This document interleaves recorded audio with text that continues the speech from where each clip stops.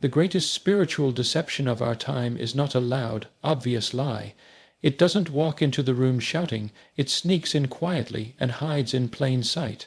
It tells us stories we repeat so often that they feel like truth. One of the most dangerous of those stories is this: I'll be happy when, you know that thought, I'll be happy when I get the job, when I finally move into the new house, when I buy that car, when I lose the weight, when I meet the right person. It dangles happiness in front of us like a carrot, always one step further, always slightly out of reach. The trap is that the finish line keeps moving. You achieve the thing you thought would make you happy, and for a brief moment you feel the rush, but then it fades and another win takes its place. We get tricked into living for the future while ignoring the present that is right in front of us. This lie convinces us that happiness is a destination, when in reality it's a state of being available here and now. But the deception works because it feels rational, it feels motivating. You tell yourself you're just being ambitious, just setting goals, just waiting for the right time, but deep down the ache doesn't go away. The emptiness lingers even when you check the boxes you thought would complete you. And the saddest part, we look around and assume everyone else has figured it out, because on the outside they look so happy in their win. Yet many of them are trapped in the same cycle, smiling on the surface, aching inside, chasing a happiness that keeps slipping through their fingers. Then comes another deception, mistaking comfort for peace. Comfort looks good, comfort feels safe, comfort whispers to you, stay here, don't push, don't risk, don't grow. And because you're not in pain, you convince yourself you've found peace. But comfort is not peace, it's numbness. It's the quiet lull of a life that never truly challenges you. True peace isn't found in the absence of struggle, but in the presence of alignment. Peace is standing firm in your values even when the storm rages. Peace is waking up and knowing you are living true to yourself, not just floating through life trying to avoid discomfort. Comfort dulls you, but peace sharpens you. Comfort keeps you asleep, but peace wakes you up to your highest purpose. And yet people keep choosing comfort because it feels easier. It feels like relief, but relief without meaning is just emptiness delayed. This deception has stolen years, even decades, from people's lives. They settle into comfortable jobs, comfortable routines, comfortable relationships, and call it peace, when in reality they've simply given up on the fire in their soul. And one day they look back and realize they weren't living, they were hiding. Another trick of our time is confusing busyness with purpose. We glorify the grind. We brag about how tired we are, how full our calendars are, how many things we're juggling. We wear exhaustion like a badge of honor, but deep down we're running from stillness. Because stillness would force us to face ourselves. Stillness would make us admit that all this activity might not actually mean anything. Busyness gives us the illusion of importance, the illusion of momentum, the illusion that we are moving forward. But in reality, many of us are running in circles. Purpose is not about being busy, it's about being aligned. You can fill every minute of your day and still feel empty at night. You can check off every task on your list and still feel like you're falling behind in life. The deception works because the world claps for busyness. Your boss praises you for it, your friends admire your hustle, social media rewards your productivity, but none of that applause can fill the void if your busyness isn't rooted in something meaningful. We also fall into the trap of substituting likes and followers for love. We post, we refresh, we measure our worth in numbers. Every notification feels like a small shot of validation, and for a moment it feels good. But the deception here is cruel because validation is not the same as love. Validation is temporary, love is eternal. Validation comes from outside, love comes from within. 1,000,000 people can clap for you, but if you don't clap for yourself, you will never feel whole. We chase digital applause and mistake it for connection. But what is the cost? We're more connected than ever before, and yet loneliness is at an all-time high. We confuse followers with friends, hearts with love, attention with intimacy. And every time we scroll, we're being pulled deeper into the lie that someone else's approval can make us feel complete. The deception is powerful because it's addictive. But the truth is that no screen, no platform, no number can replace the simple, quiet power of real love. Love for yourself, and love shared with another human being in the messiness of real life. We live in a world where knowledge is mistaken for wisdom. You can Google any fact, watch any lecture, read endless posts, and think you're growing spiritually, but knowledge isn't wisdom. Wisdom comes from lived experience, from silence, from mistakes, from listening to your own soul. The deception is that information looks like progress. You feel like you're evolving because you've consumed more content. But without reflection, without application, without presence, knowledge becomes noise. And that noise drowns out the quiet voice inside you, the voice that actually knows the way. And here's where the greatest trick is played, making us believe spirituality is something separate from daily life. We treat it like a side activity, something we tap into during meditation, or when we read a book, or when we go to a place of worship. But spirituality is not something you visit, it's something you live. It's not found in escaping life, but in how you show up to life, how you speak to your child when you're tired, how you forgive when you've been hurt, how you breathe when anxiety tries to take over. Spirituality isn't in the extraordinary, it's in the ordinary, lived with extraordinary presence. Comfort is seductive. It whispers to you in the quiet moments, telling you that as long as you're not in pain, you must be fine. It lulls you into routines that feel safe, predictable, and familiar.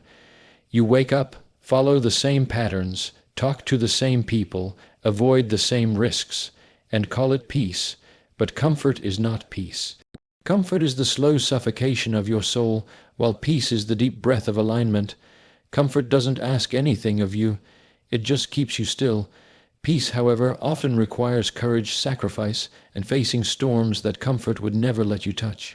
Comfort convinces you that if you just avoid the hard conversations, the difficult choices, the scary changes, you'll feel okay. But what's the cost of okay? Comfort steals years from people's lives without them even noticing. You can sit in a job that drains you, telling yourself, at least it's stable. You can stay in a relationship that has no growth, telling yourself, at least I'm not alone. You can settle for a life that looks calm on the outside, while inside you feel restless, unfulfilled, and quietly aching. Comfort is a cage that looks like a bed. You think you're resting, but really you're imprisoned. Peace, on the other hand, is alive. It doesn't always look calm. Sometimes peace means walking away from everything familiar because it no longer aligns with who you are. Sometimes peace means speaking up, even when your voice shakes, because silence would suffocate you. Sometimes peace means choosing growth over ease, discipline over indulgence, love over fear. True peace doesn't come from avoiding life. It comes from facing it fully and knowing you remain true to yourself. Peace isn't the absence of storms. It's the presence of strength inside the storm. But here's the painful part. People often mistake the absence of discomfort for peace, when in reality it's just avoidance. Avoidance feels good in the moment. You avoid the hard truth, you avoid the risk, you avoid the possibility of failure. And for a while you feel relief, but relief is not peace. Relief is temporary. Relief fades the moment the emptiness creeps back in. Relief is the sugar high of the soul it spikes and then crashes. Peace is different. Peace may require tears, sleepless nights, breaking habits, rebuilding foundations. But once it's earned, it's lasting. It doesn't fade. It grows stronger. The greatest tragedy of mistaking comfort for peace is that you start to shrink. You avoid risks, and so your dreams die quietly. You avoid pain, and so your growth is stunted. You avoid uncertainty, and so your soul never learns how to trust. You end up with a life that looks calm, but feels hollow. And deep down you know it.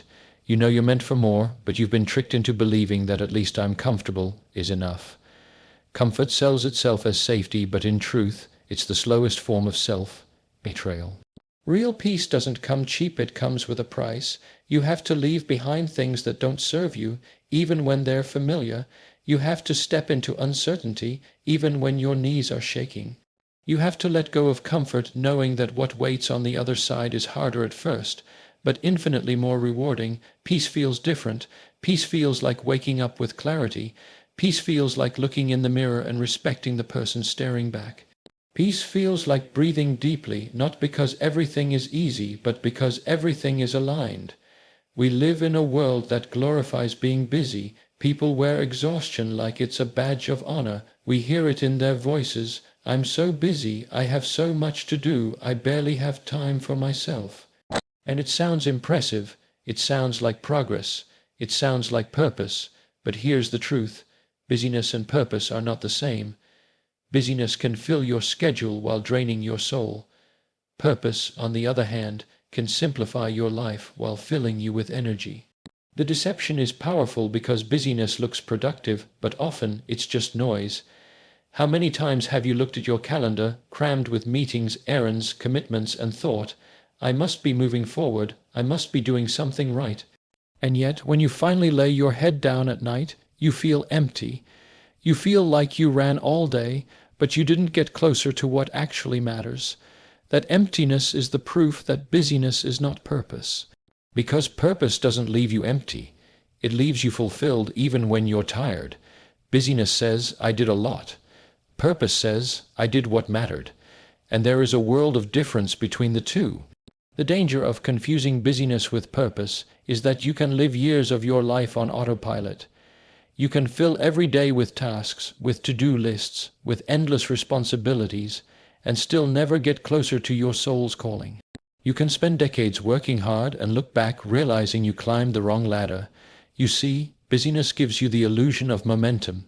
It makes you feel like you're moving, but if you're moving in the wrong direction, momentum is meaningless. It's like running fast on a treadmill. You're sweating, you're tired, but you're not actually going anywhere, and the scariest part, the world applauds busyness. Your boss praises you for it, your friends admire you for it, your social media rewards you for it. People see your hustle, your long hours, your exhaustion, and they think, wow, they must have purpose. But only you know the truth inside. Only you know if what you're busy with is actually connected to your deepest values, or if it's just distraction disguised as discipline. Busyness feeds the ego, purpose feeds the soul. One makes you look successful, the other makes you feel successful. Purpose doesn't always look glamorous. Sometimes it looks like saying no when everyone else says yes. Sometimes it looks like slowing down when the world tells you to speed up. Sometimes it looks like focusing on just one meaningful thing instead of chasing 100 shallow ones. Purpose isn't about doing more, it's about doing what matters most. And that's why so many people miss it, because purpose is quiet while busyness is loud. Purpose is stillness while busyness is chaos, and our world has trained us to value noise more than silence. Ask yourself this: if everything on your calendar disappeared tomorrow, what would actually matter? If your busyness was stripped away, what would remain that truly feels like purpose? Too many of us are scared to ask that question because we know the answer will force us to confront the truth, that maybe the life we're busy living isn't the life we were meant to live. But that truth is necessary, because once you see it, you can change it. Once you admit that busyness has been your disguise, you can start searching for real purpose. We live in an age where numbers have become the new currency of worth. A little red heart, a thumbs up, a follow request, it feels good. It feels validating. For a moment you feel seen, you feel valued, you feel important. But here's the deception. Those numbers are not love. They are not intimacy. They are not connection. They are fleeting sparks that trick your brain into thinking you've been fed, when in reality your soul is still starving.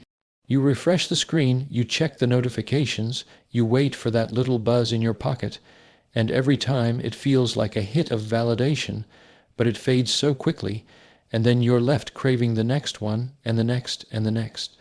It's like drinking salt water to quench your thirst. It wets your mouth for a second, but it makes you more dehydrated than before. Real love doesn't come through a screen, it doesn't vanish when the Wi-Fi drops, and it doesn't depend on whether strangers approve of your photos. Real love is messy, raw, and alive. But the deception is so powerful because the world rewards you for playing the game. Your numbers go up, and people treat you like you're more important. You get attention, opportunities, recognition, and for a while you start to believe the lie. If more people follow me, I must be more valuable. But here's the dangerous truth. If your worth is tied to numbers, you will never feel enough. Because no number will ever fill the emptiness inside you. 1 million likes can't make up for 1 moment of genuine self-acceptance. 10,000 followers can't replace one person who truly knows you and loves you as you are. We've mistaken attention for affection, we've mistaken recognition for connection, we've mistaken validation for love, and the more we chase it, the more disconnected we become. People with millions of followers often confess to feeling lonelier than ever. Why? Because validation is external, but love is internal. Validation is temporary, but love is eternal. Validation comes and goes, but love roots itself deep within you and doesn't depend on applause. And maybe this is the hardest truth to swallow. Many people spend their lives chasing validation because they've never actually felt real love. They've never felt safe enough to be vulnerable, open, imperfect, and still accepted. So they settle for likes instead, because likes feel safer than love. Likes don't ask anything of you. Likes don't require you to be known. Likes don't require you to be honest. But love does. Love asks for your truth, your flaws, your humanity. And that's why so many people avoid it, because it's terrifying to be truly seen.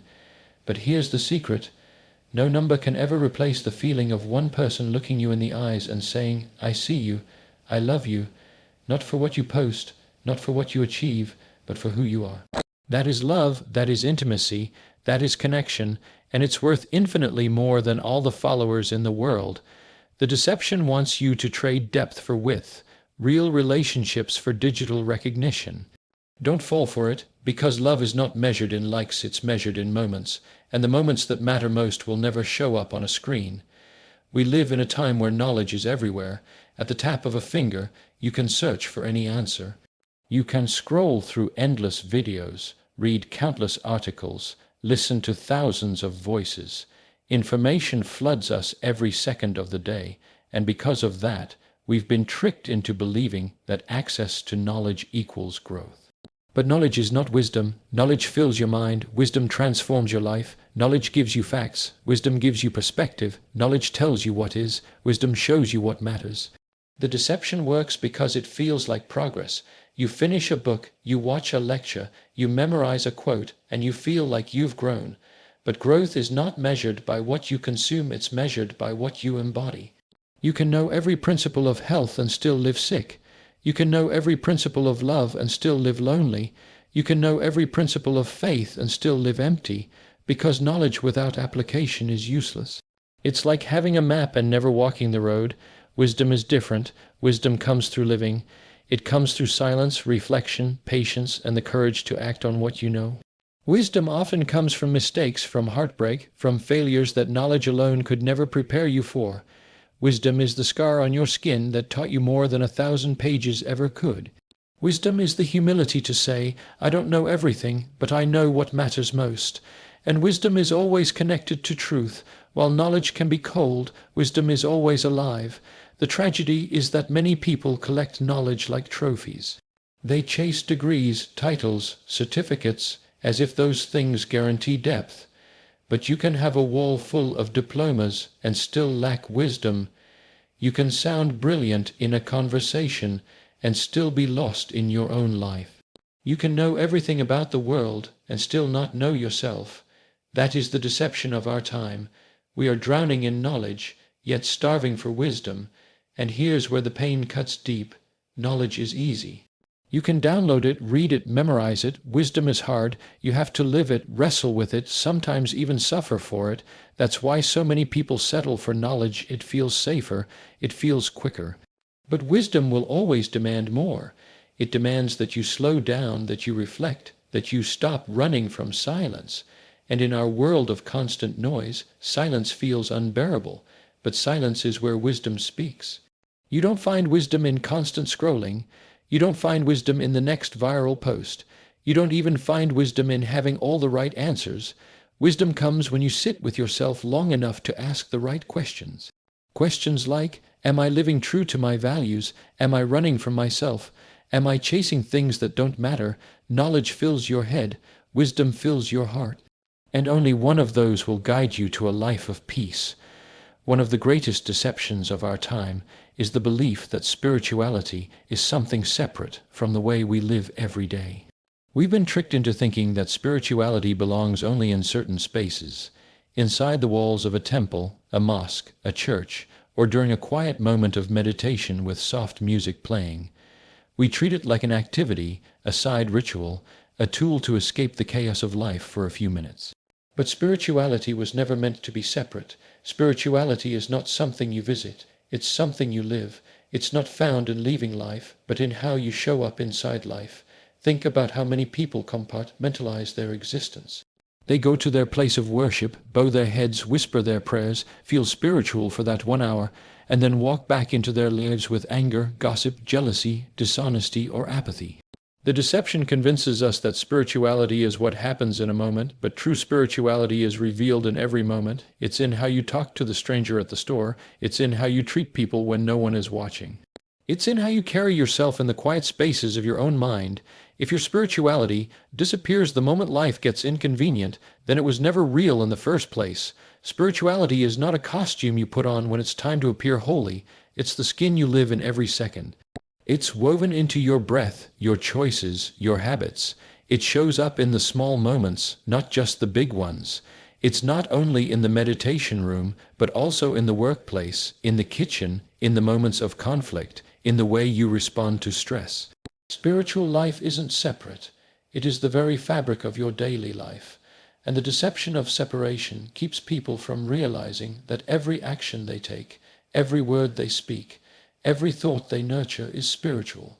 We've been told that to be spiritual is to rise above the world, to detach, to escape. But real spirituality doesn't mean leaving life. It means entering it more fully.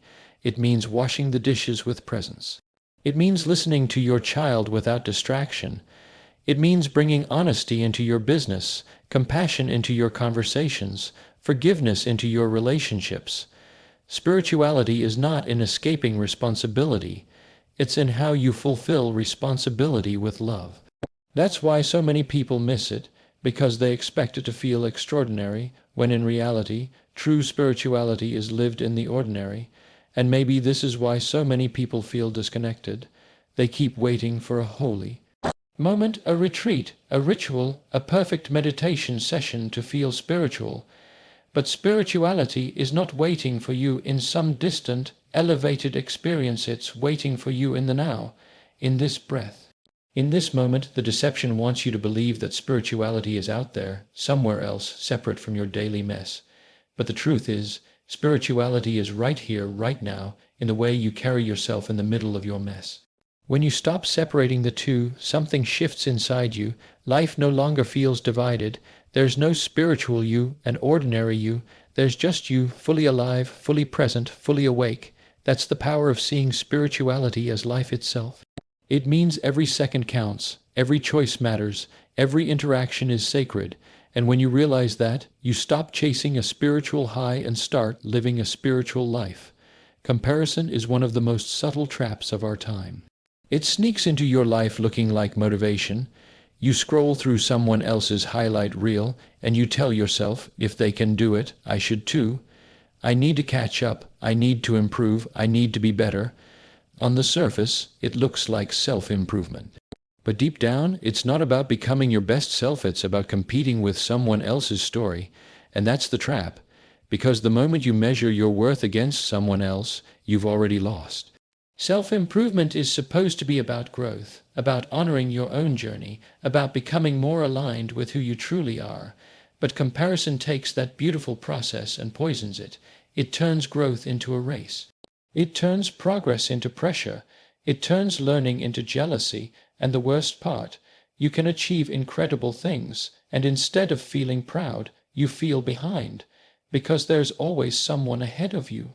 Comparison is a game you can never win, because there will always be someone richer, smarter, fitter, prettier, or more successful. The deception is dangerous because it hides inside something good. On the outside, it looks like drive, like ambition, like discipline. But in reality, it's self-criticism in disguise. You tell yourself you're pushing harder because you want to grow, but deep down you're pushing because you don't feel enough. And no matter how much you achieve, the emptiness remains. Because you weren't chasing your growth, you were chasing someone else's approval. Think about it. How many times have you achieved something you once dreamed of, only to immediately compare it to someone else's success? You get the job, but someone else earns more. You hit a fitness goal, but someone else looks better.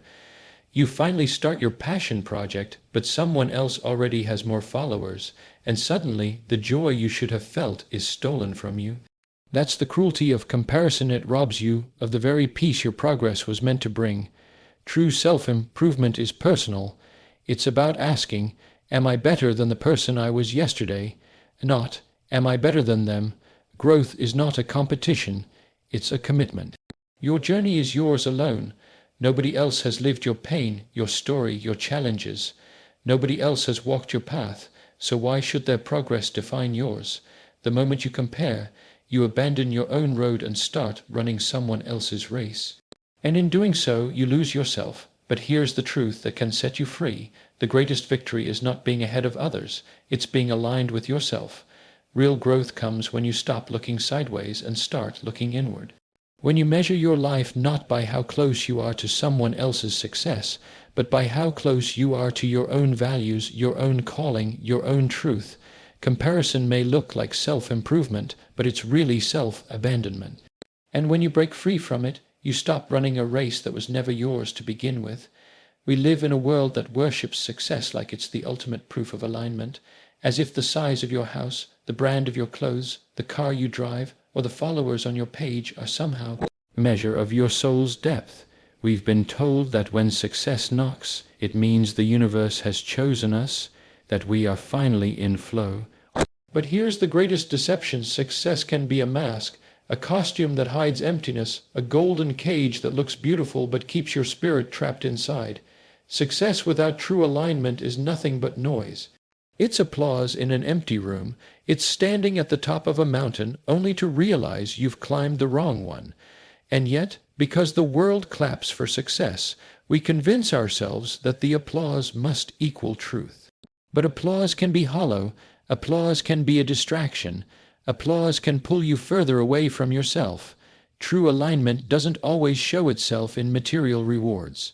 Sometimes it shows up in the quiet confidence of knowing you're living authentically, in the peace that fills you when you're alone, in the relationships that ground you and remind you of who you are. Success can amplify your life, but it can never define your spirit. And when you confuse the two, you risk living a life that looks shiny to others but feels broken to you. Think about how many people we've seen with everything the world says matters, fame, wealth, achievements, and yet their eyes tell another story, a story of searching, of aching, of longing for something deeper. That's because alignment isn't in the trophies or the titles. It's in the choices you make every day when no one is watching. We hold phones like lifelines, scrolling endlessly, convincing ourselves we're connected, liking, commenting, watching, consuming, yet feeling more alone than ever before. We call it connection because it gives us instant access to others, but what it really does is keep us distracted from ourselves. How many times have you opened your screen not because you wanted to connect, but because you didn't want to feel? How often do you refresh your feed searching for something that cannot be found there, a sense of worth, a sense of belonging, a sense of being truly seen? The great deception of our time is believing that the constant flood of noise equals intimacy, that more notifications mean more love, that more followers mean more meaning.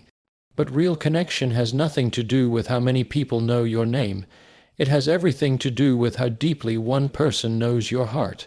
Distraction is seductive because it's easier than presence.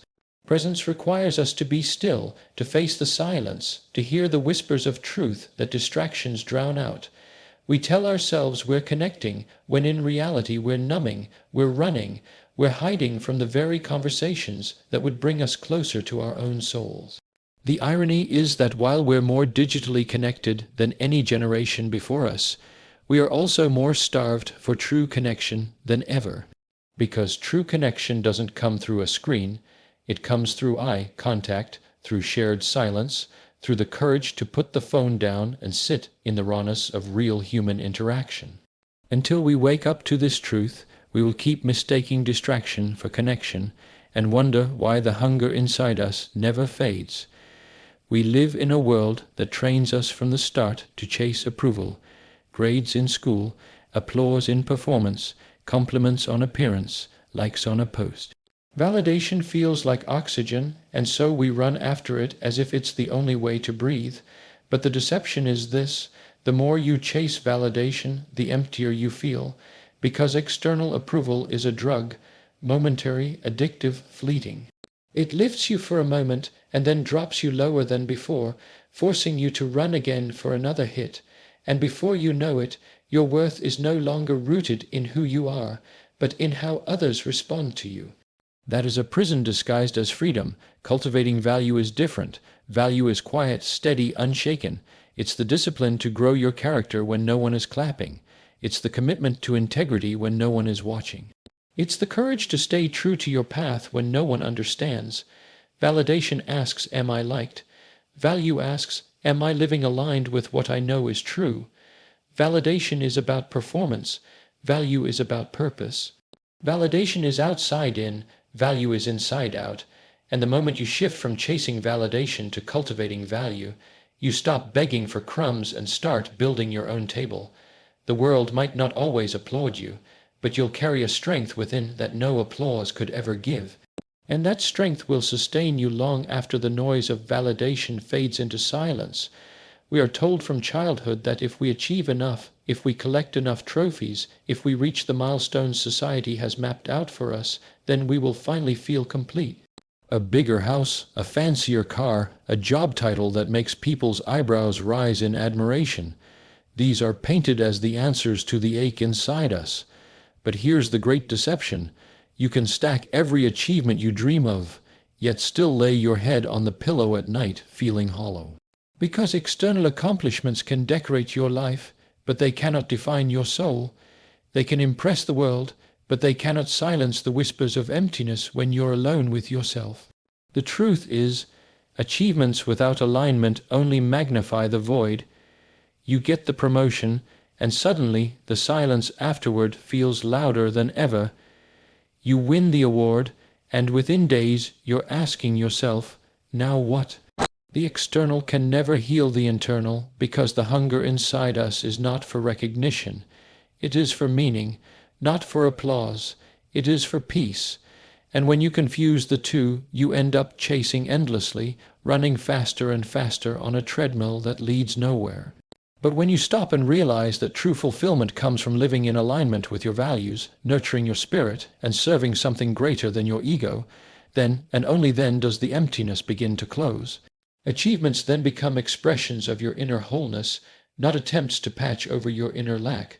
Somewhere along the way, spirituality became another stage for performance. We began to treat it like a show, measuring ourselves by how often we pray in public, how loudly we speak about our faith, or how carefully we curate the image of a spiritual person to the world. But the heart of spirituality was never meant to be about performance. It was never about impressing others with how enlightened we look or how flawless we appear. True spirituality is about presence, about being fully awake in the moment, connected to yourself, to others, and to the divine in a way that doesn't need applause. Performance says, look at me, I'm holy. Presence whispers, I'm here, I'm real, I'm listening. Performance exhausts you because it's fueled by proving.